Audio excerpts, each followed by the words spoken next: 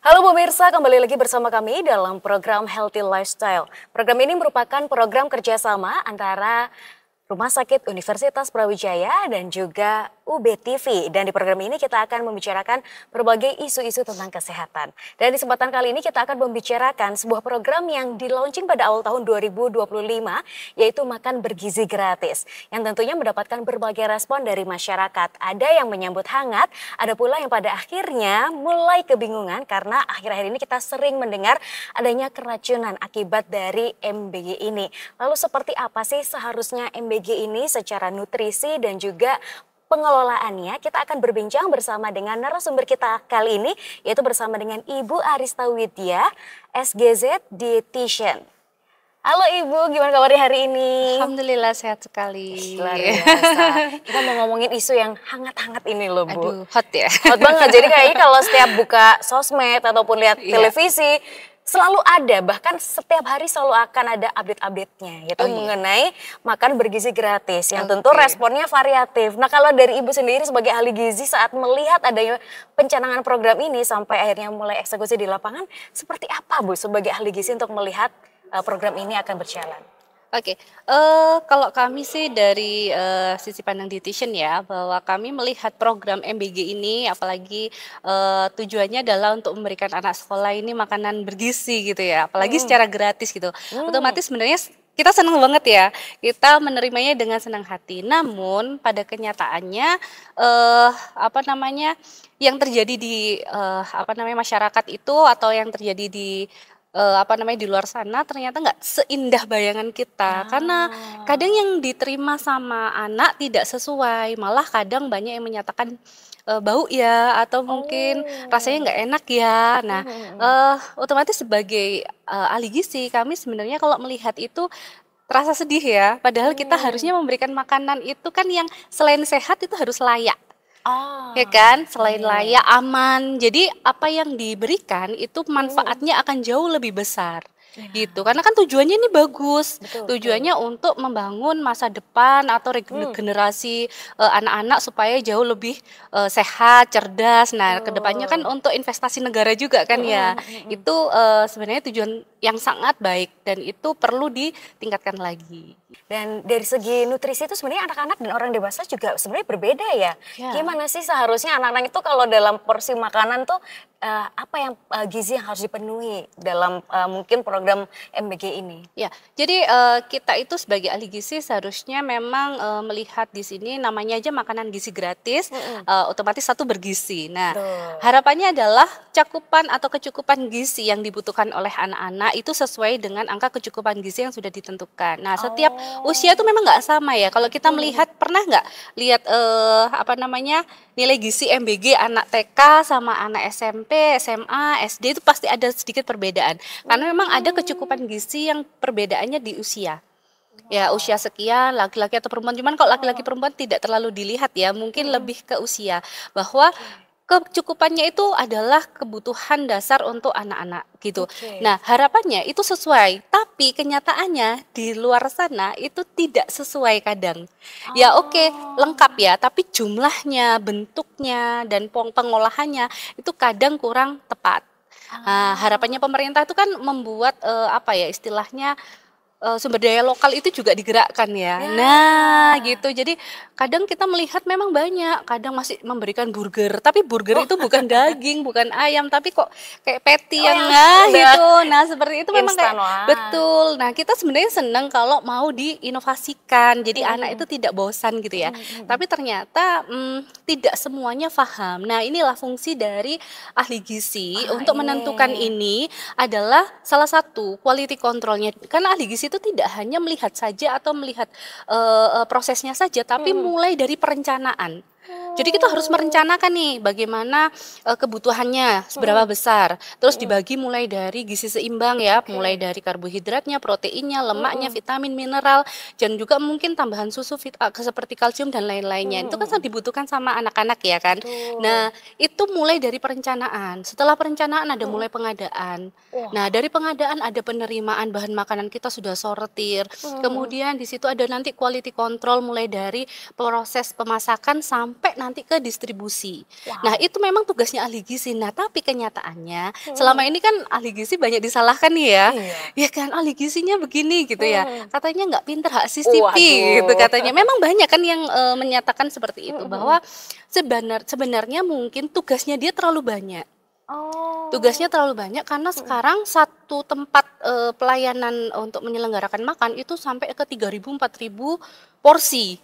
Sedangkan ahli gizinya mungkin cuma 1 atau 2 orang. Nah, itu tidak mungkin bisa maksimal. Nah, sebenarnya kalau mau maksimal memang kita punya batasan ya. Ahli gizi itu punya batasan mungkin di antara 500 sampai 600 orang.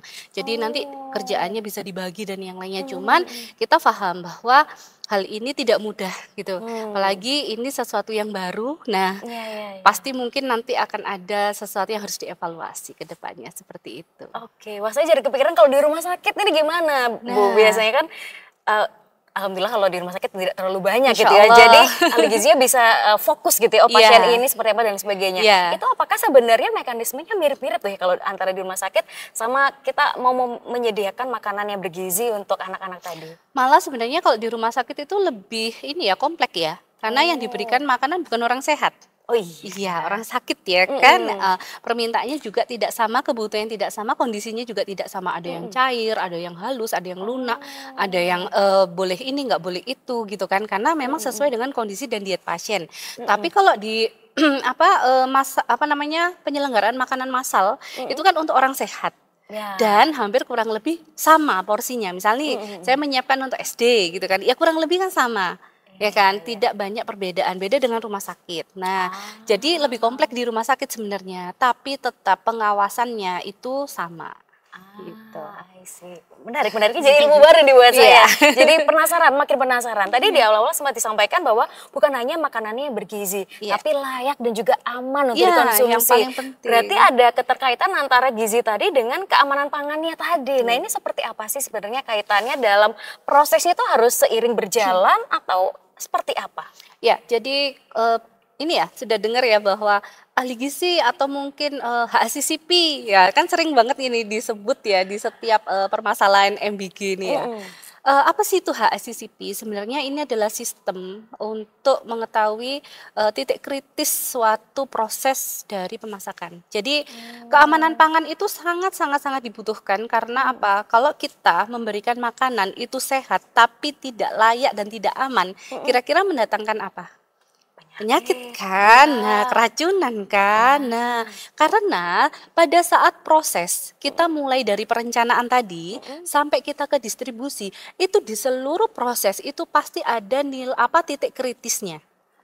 Gitu. Jadi mulai kita misalnya ya perencanaan makan, kita sudah nih atur, udah sehat nih, sekian kalori, untuk proteinnya sekian, lemaknya sekian gitu, sudah selesai. Kemudian kita menganalisis bahan makanan yang dibutuhkan, apa aja sih yang dibutuhkan gitu kan. Setelah itu kita pesan nih dengan kategori sayur harus segar, telur tidak boleh pecah atau retak gitu ya kan.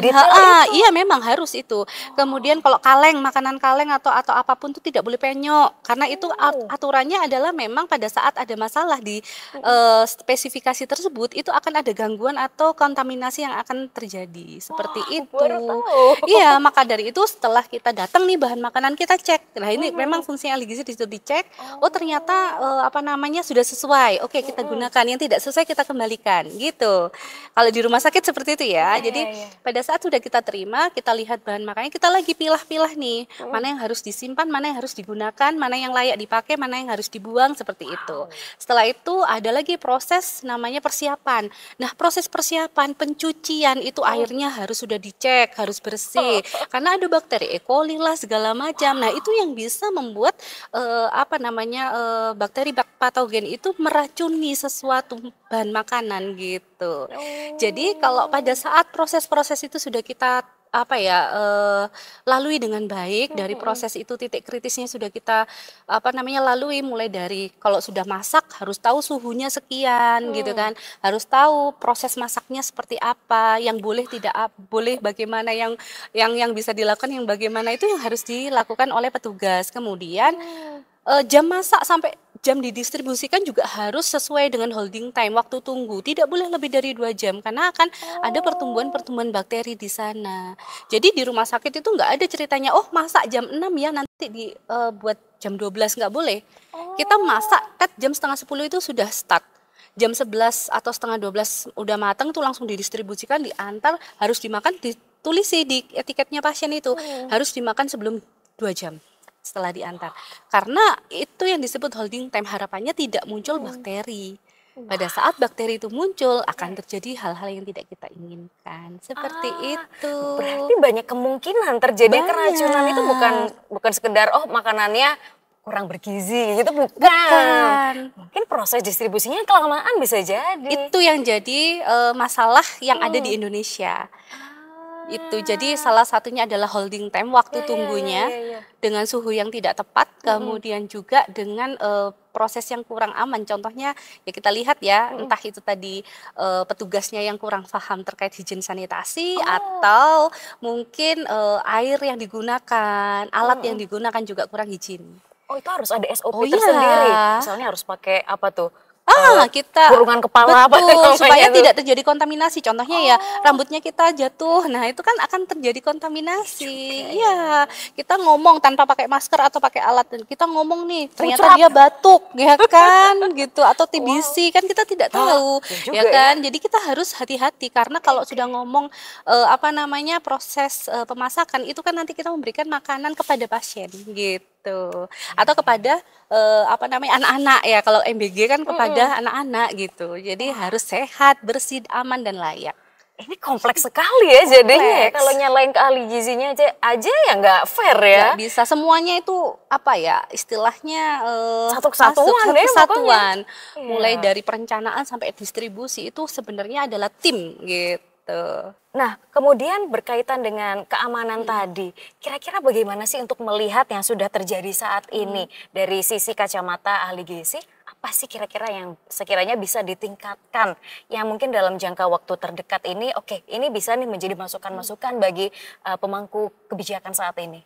Oke, kalau dari mungkin banyak tempat itu pasti berbeda-beda ya, karakteristiknya pasti berbeda. Ada yang sudah saya melihat itu ada yang sudah sesuai karena sudah mungkin memiliki layak izin sanitasinya sudah sesuai ya, mulai dari sarana prasarananya, mulai dari tenaganya, sumber dayanya sudah di edukasi secara baik gitu. Tapi ada juga di berita atau mungkin kalau kita lihat ya berita-berita viral gitu ya kan, itu masih juga yang kurang higien, kurang layak gitu. Maka dari itu harapan saya sebenarnya adalah kita bisa, apalagi kalau nanti ada ahli gizi atau nanti yang menanggung, istilahnya memberi yang memegang tanggung jawab gitu ya, itu dia bisa mengatur bahwa makanan ini harus sesuai dengan waktu yang akan diberikan. Contohnya ini untuk makan siang, berarti ada 2 cara. Misalkan kita memang prosesnya itu karena banyak, ya karena jumlahnya banyak, prosesnya otomatis nggak bisa sebentar nih,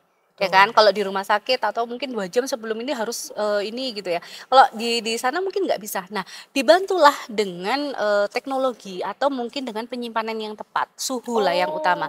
Jadi yang paling penting adalah kalau kita memberikan, yang kita harus amati di sini adalah suhu rawan atau danger yang paling bahaya ini adalah di suhu 5 sampai 60 derajat. Oke. Ya, jadi kalau kita mau memberikan makanan dengan suhu yang panas harus di atas 60 derajat. Itu aman. Jadi kalau mau harus akhirnya diinget terus ya bahasanya itu. Dipanasin terus. Gimana ya kan. Dipanasin terus. Akhirnya nanti ini ya kuahnya habis gitu ya kan. Nah, ini bahaya. Nah, betul, asat bahasanya ya kan. Terus kemudian kalau misalkan yang di bawah 5 derajat itu harus dimasukkan ke pendingin. Chiller yang harus di bawah itu, karena di suhu 5 derajat itu adalah suhu senang-senangnya bakteri untuk tumbuh ya. Nah gitu ya, antara 5 sampai 60 derajat. Jadi kalau kita sebagai orang Indonesia, mungkin mbaknya juga ya kalau masak dari pagi sampai untuk malam ya kan, besok ya. Tapi sehat. Nggak disimpan nih di kulkas gitu ya. Habis masak ditaruh di panci, udah ditinggal kerja gitu kan ya. Terus habis itu nanti mungkin jam 5, jam 4, kok sudah kayak kental-kental ya gitu. Iya kan? Ngerasa itu pasti pasti ada bakteri yang sudah muncul karena setiap 2 jam sekali itu pasti akan mulai muncul seperti itu. Jadi yang paling aman bagaimana? Boleh nih masak, misalkan masak soto nih ya untuk makan pagi, siang dan malam. Gak mungkin kan pagi sendiri, siang sendiri, malam sendiri gitu kan. Iya, kecuali ada koki ya kan. Nah ini harus dibagi. Contohnya, oh ini untuk 3 kali makan, kita bagi 3 panci atau 3 Tupperware gitu ya. Nah yang 2 disimpan di kulkas. Nanti kalau mau dikonsumsi baru diangetin gitu. Itu yang aman dibandingkan masuk ke dalam panci jam 6 pagi sudah mateng nih ceritanya, terus habis itu dimatiin, udah ditinggal kerja jam 4 baru datang. Kira-kira itu seberapa banyak bakteri yang sudah muncul di situ. Ya itu adalah contoh yang ada di rumah. Tapi kok aman ya? Iya, kok kayak kita aja. Itu kita sudah resisten kayaknya. Seperti itu. Tapi sebenarnya apakah bakteri itu sama sekali nggak boleh masuk ke dalam tubuh atau ada batasan tertentu? Oh misalnya bakteri ini nih bolehnya sampai sekian persen kayak gitu, apakah ada aturannya? Ada. Semuanya itu pasti ada, nggak mungkin ya kita bersih dari bakteri, nggak mungkin gitu ya di rumah kan. nggak sebersih itu. Enggak, tapi kan kita ada batasan dan kita juga lihat kekebalan tubuh kita. Nah, kalau kita misalkan menerimanya itu dalam batasan normal dan tidak terpapar terus-menerus, mungkin masih aman ya.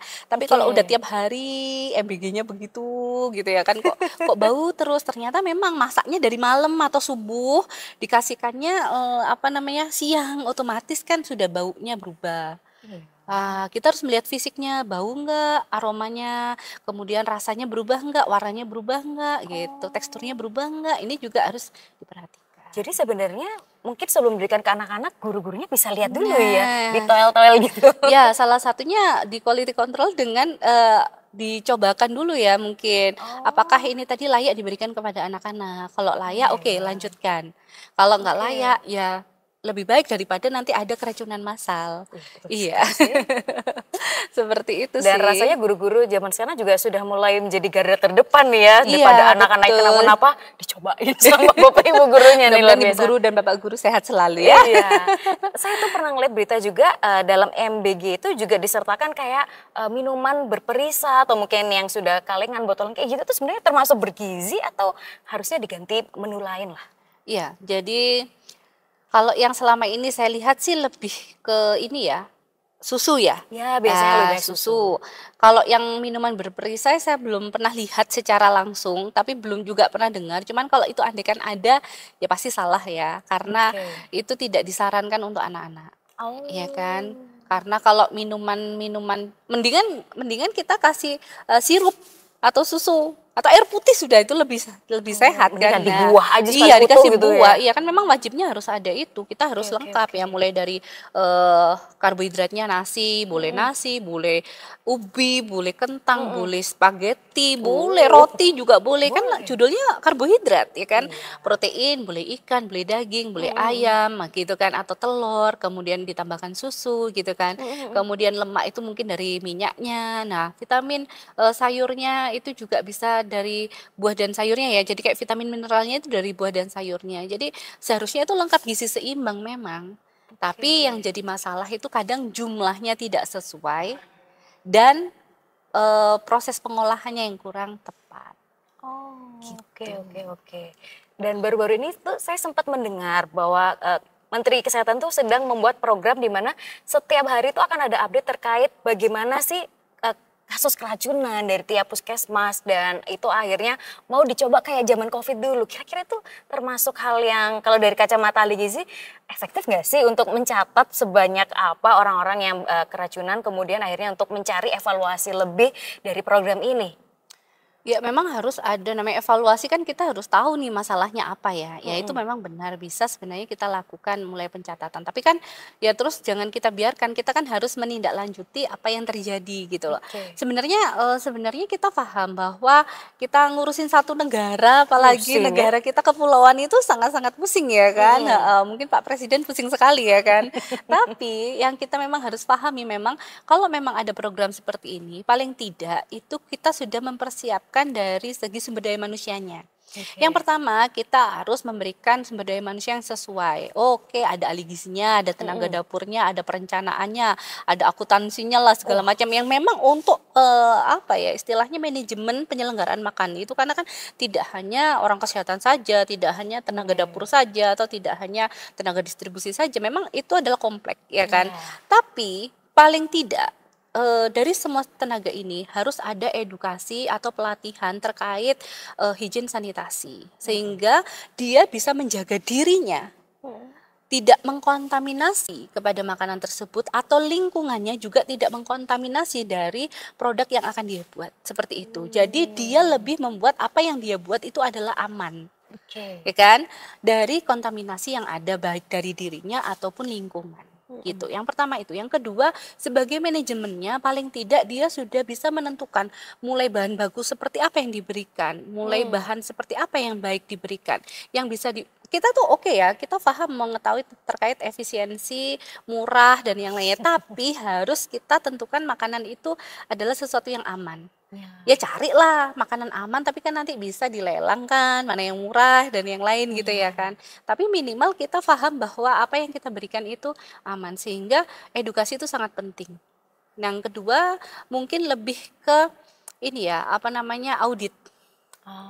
Kadang banyak pelaku apa namanya yang melakukan SPBG ini ya istilahnya, melakukan praktek makanan massal ini, dia tidak takut akan adanya suatu hal yang mungkin menjadikan ini, wah aku habis ini nggak dapat kerja nih gara-gara kesalahan saya gitu. Nah harusnya ada audit yang lebih menyeluruh atau mungkin lebih ini ya rutin ya, yang dilakukan mungkin dari pihak yang di atasnya supaya yang dilakukan oleh pegawai mulai dari atas sampai bawah ini bisa sesuai dengan SOP yang sudah ditentukan, seperti itu. Jadi memang sampai detik ini meskipun kita sudah membuat SOP, terkadang kita harus tetap mengingatkan, ya kan, mengingatkan, menegur atau memperbaiki, memberitahu terkait yang benar dan yang sesuai.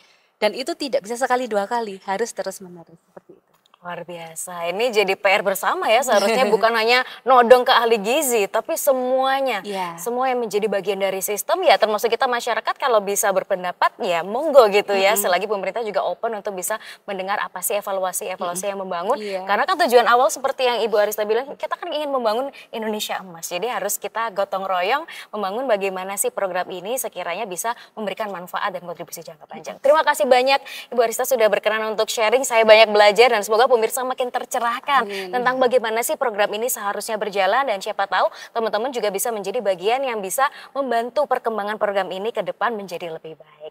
Dan kami juga mengucapkan terima kasih kepada sponsor pada episode kali ini, kepada Raisin Bakery & Co, dan sampai jumpa di episode-episode berikutnya.